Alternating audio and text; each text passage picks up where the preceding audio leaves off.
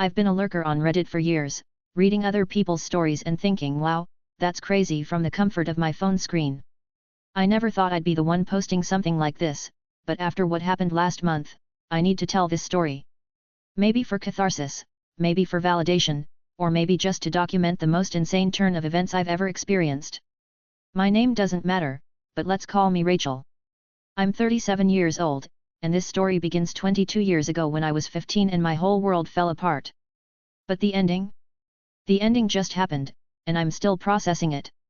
Let me give you some background. I grew up in a small town in upstate New York, the kind of place where everyone knows everyone, where the same families have lived for generations, and where your reputation follows you like a shadow. My family was what you'd call comfortable middle class. My dad owned a small but successful insurance agency, and my mom was a nurse at the local hospital. We had a nice house, 2 cars, family vacations to the Adirondacks every summer, and enough money that we never worried about bills, but not enough to be considered wealthy. I had one sibling, my younger sister, Jennifer. She was 2 years younger than me, and from the moment she was born, she was the golden child. I know every family has its dynamics, but this was different.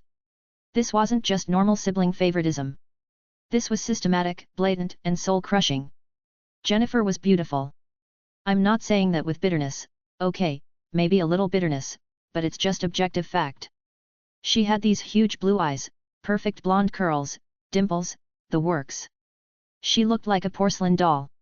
I, on the other hand, took after my dad's side of the family, brown hair, average features, a bit awkward in my own skin. I wasn't ugly, but I wasn't Jennifer. And my parents never let me forget it. Jennifer got modeling gigs starting at age 5. She was in local commercials, print ads, even a regional toy catalog. My mom drove her to auditions in Albany and Syracuse, spending entire weekends catering to her career. Meanwhile, I was left with my grandmother or alone at home. When Jennifer wanted piano lessons, she got them. When I asked for art classes, I was told we can't afford it right now. When Jennifer made the cheerleading squad, my parents threw her a party. When I made the honor roll every single semester, I got a "that's nice, honey" at dinner. But I tried not to be resentful. I really did.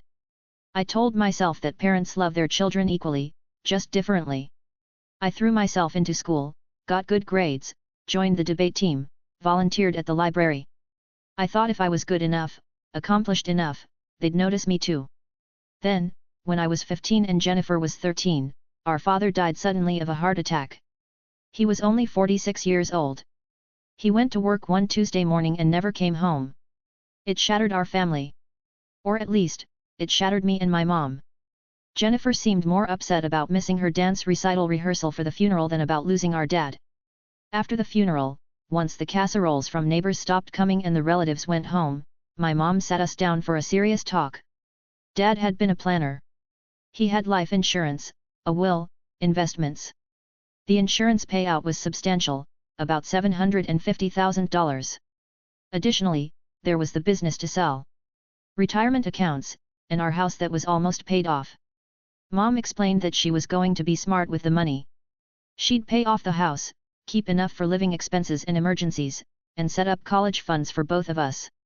She said Dad would have wanted us to have every opportunity he could provide, even in death. I remember feeling this overwhelming mixture of grief and relief.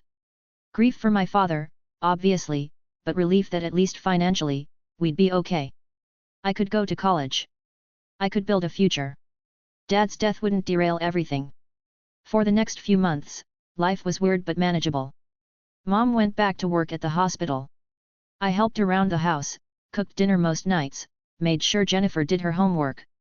I became the responsible one, the helper, the good daughter. Jennifer, meanwhile, became more demanding. She wanted new clothes for her modeling portfolio. She wanted headshots. She wanted to go to a fancy performing arts summer camp that cost thousands of dollars. And Mom, in her grief, kept saying yes. I think she was trying to maintain some sense of normalcy for Jennifer, or maybe she just couldn't handle any conflict. Either way, money started flowing toward Jennifer's career. When I was a junior in high school, I started researching colleges. I had good grades, good test scores, and I was looking at state schools with strong programs in education. I wanted to be a teacher, specifically an English teacher. I know it's not glamorous, but it was my dream. I imagined having my own classroom, inspiring kids to love reading, making a difference. I sat down with my mom to talk about college finances. That's when everything changed. "Rachel, honey, we need to talk about college," she said, and her tone made my stomach drop. "Okay," I said cautiously. "I've been thinking, and I don't think a 4-year university is realistic for you right now." I felt like I'd been slapped. "What? Why not? You said Dad left money for college." Mom looked uncomfortable. "He did, and there is money. But Jennifer's career is really taking off. She's been offered a chance to work with an agent in Manhattan, but it requires investment. New headshots, travel, an apartment deposit, coaching. This could be her big break." "What does that have to do with my college fund?" I asked, though I was starting to understand. "We need to invest in Jennifer's future right now, while she has momentum. She could make real money, Rachel. She could be successful. But you want to be a teacher. Teachers don't make much money. It doesn't make financial sense to spend tens of thousands on a teaching degree when you could go to community college and get the same credentials for a fraction of the price." I couldn't believe what I was hearing. "You're taking my college fund to pay for Jennifer's modeling career." "I'm not taking it," Mom said defensively. "I'm reallocating resources to where they'll do the most good. Jennifer has a real shot at success. You're smart, you'll figure it out. You can do community college, then transfer. You'll still become a teacher." I argued. I cried. I begged. I pointed out that Jennifer's modeling career might not pan out, that I'd earned good grades specifically to get into a good school, that Dad would have wanted me to have the same opportunities as Jennifer. Mom shut me down. "Your father would want me to make smart financial decisions. Jennifer's window of opportunity is now. Yours can wait." That conversation happened in the spring of my junior year, 2002. By the summer, Jennifer was living in Manhattan with an agent, going to auditions, and burning through money like it was paper. She got a few small jobs, background work in commercials, one print ad for a department store. Nothing big, nothing that justified the investment. Meanwhile, I applied to SUNY schools anyway, hoping for scholarships. I got into several with partial scholarships, but it wasn't enough. I needed that college fund money. I needed what my father had left for me. Senior year was torture. I watched Jennifer's Instagram, this was early Instagram, mind you, filled with photos of her at photoshoots, at parties, living this glamorous life in the city. She came home for Thanksgiving with designer bags and stories about meeting famous photographers. She spent Christmas talking about auditions for a major campaign. When I brought up college again, Mom snapped at me. "Rachel, I'm doing the best I can. Jennifer's expenses are more than I anticipated, and I'm still paying the mortgage and bills. You'll go to community college and that's final. What about my college fund?" I demanded. "The money Dad left specifically for me." Mom looked away. "There were some expenses. Jennifer needed things. It's complicated."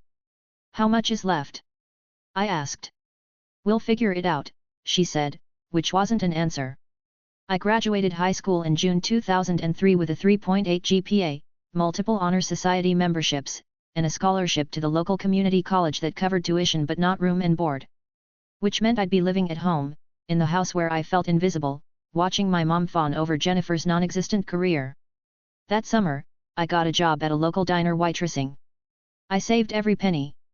I was determined to transfer to a 4-year school after 2 years, with or without my family's help. Then, in August, right before I started community college, Jennifer came home with big news. She'd been discovered by a manager who said he could make her a star, but she needed to invest in professional development. Acting classes with a renowned coach, a new portfolio, a reel, connections.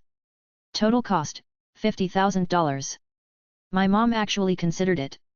She sat at the kitchen table with a calculator and bank statements, trying to figure out how to make it work.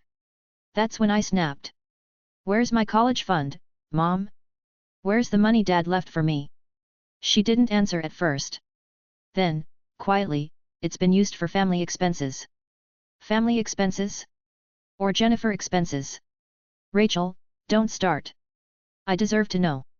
Dad left that money for my education." Where? Island. It. My mom finally looked at me with something like guilt and said, "It's gone, Rachel. I used it to support Jennifer's career and keep this household running. There's nothing left." I felt numb. $75,000 gone. My future gone. All for Jennifer's pipe dream that had produced nothing but debt and Instagram photos. I moved out the next week. I packed everything I owned into my 1998 Honda Civic and moved in with my best friend's family. I enrolled in community college, worked 30 hours a week at the diner, and cut my mother and sister out of my life completely. The next 15 years were hard. Really hard. I did 2 years at community college, then transferred to SUNY Plattsburgh with a combination of loans, scholarships, and savings.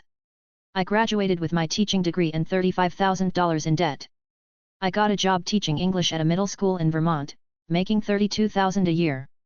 I lived in a tiny studio apartment, drove my dying Honda until it literally wouldn't start anymore, ate ramen and canned soup for dinner most nights.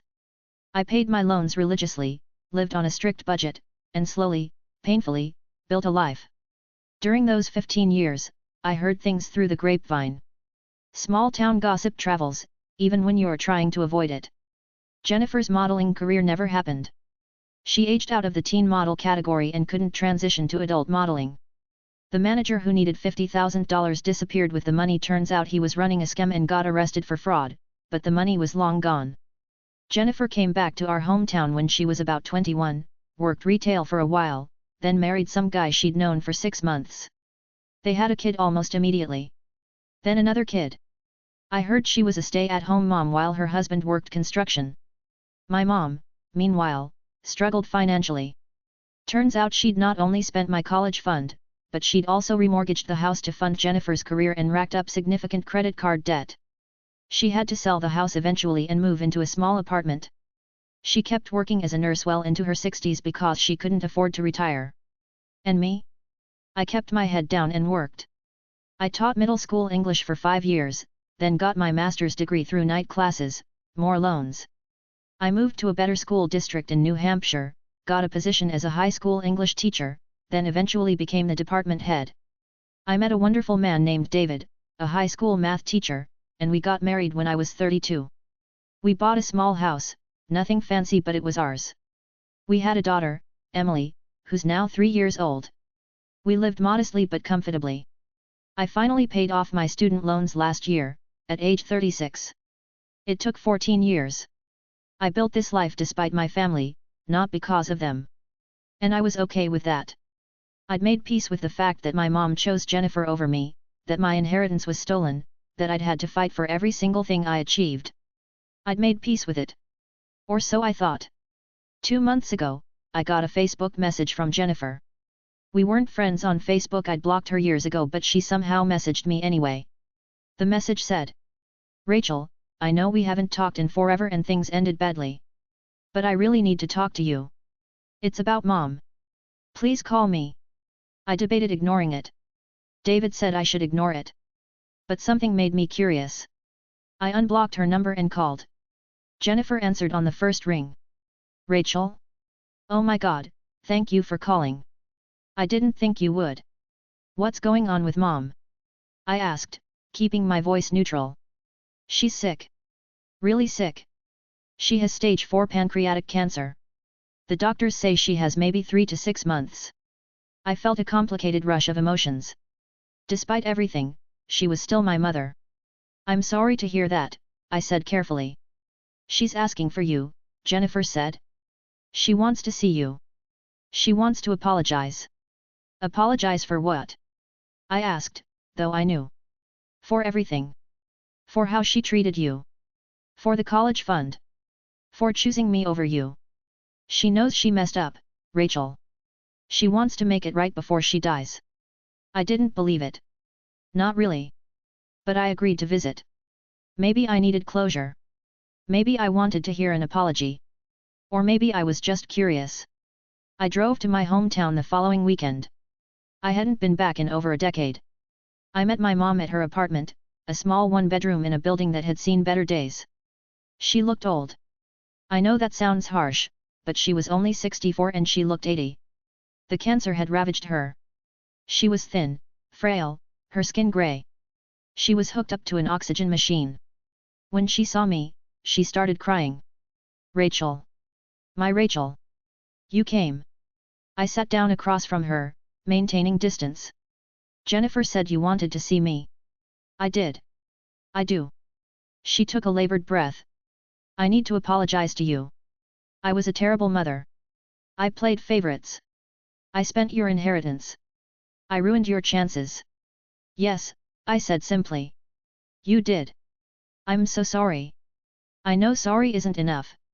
But I want you to know that I see it now. I see how wrong I was.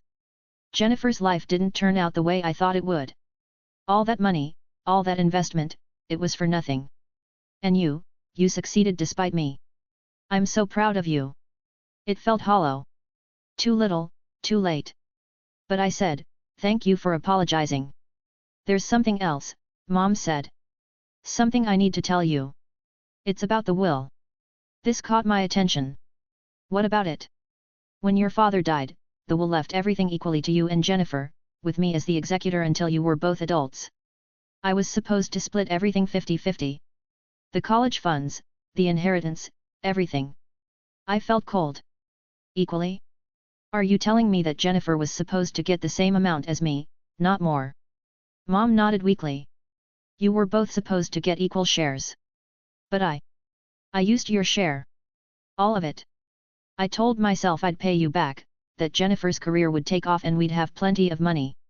But it never happened. And I never paid you back. I stole from you, Rachel. I stole your inheritance. I did the math in my head. If the inheritance was split equally, and Jennifer had gotten hers plus mine, that meant Jennifer had received hundreds of thousands of dollars that should have been mine. Does Jennifer know this? I asked. Mom looked away. She knows she got more than you. She doesn't know she got your share too. I stood up. I need to go. Rachel, please. I need to go, I repeated, and left. I sat in my car in the parking lot for 20 minutes, shaking with rage. It wasn't just favoritism. It was theft. My mother had stolen my inheritance, my future, my opportunities, and given it all to Jennifer. And Jennifer had burned through it on a failed modeling career and a lifestyle she couldn't sustain. When I got home, I told David everything. He was furious on my behalf. You could sue, he said. That's your money. She had a legal obligation as executor. Mom's dying, I said. She has nothing. Suing her is pointless. What about Jennifer? David asked. She benefited from stolen money. She has a legal and moral obligation to make it right. I thought about it. Part of me wanted to just let it go, to walk away and never think about my family again. But another part of me, the part that had worked 3 jobs to get through college, that had eaten ramen for years, that had struggled and sacrificed while Jennifer lived it up on my dime, that part wanted justice. I contacted a lawyer. I explained the situation: executor misappropriation, unequal distribution of inheritance. The lawyer looked at the will, the timeline, the amounts. She said I had a case, but it would be messy and expensive. Do it, I said. I filed a civil lawsuit against Jennifer 3 weeks ago, claiming she was unjustly enriched by funds that were legally mine. I didn't sue my dying mother, I'm not a monster, but Jennifer had received, by my calculations, about $250,000 that should have been mine. The lawsuit hit Jennifer like a bomb. She called me immediately, screaming. Are you serious right now? You're suing me? Mom is dying and you're suing me. You stole from me, I said calmly. You knew you were getting more than me. You spent money that wasn't yours. And you never once questioned it. I didn't know it was your share, she insisted. But you knew you were getting more. You knew Mom was favoring you. And you never said anything. You never stood up for me. You just took and took and took. I don't have that money anymore. Jennifer cried. It's gone. I can't pay you back. That's between you and your lawyer, I said, and hung up. The lawsuit is ongoing. My lawyer is confident we'll win, at least a partial judgment. Jennifer doesn't have hundreds of thousands of dollars, but she has assets. A house, cars, savings accounts. We'll likely force a sale of assets or garnish wages. It won't be the full amount, but it'll be something. But here's where the story gets really interesting. and why I'm writing this now. Last week, I got a call from my aunt, my mom's sister, who I haven't spoken to in years. She said, "Rachel, I need to tell you something about Jennifer. Something you should know." Apparently, Jennifer's marriage has been falling apart for years. Her husband, tired of supporting her and 2 kids while she stayed home, aunt's air quotes, started having an affair. Jennifer found out, they're getting divorced, and in the divorce proceedings, it came out that Jennifer has been hiding money. Remember how she claimed she had nothing? Turns out that's a lie. She and her husband bought their house 15 years ago for $150,000. It's now worth $400,000. In the divorce, she's entitled to half the equity. That's $125,000 right there.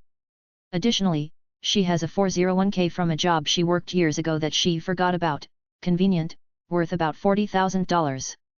My lawyer immediately filed to put liens on these assets pending the outcome of our lawsuit.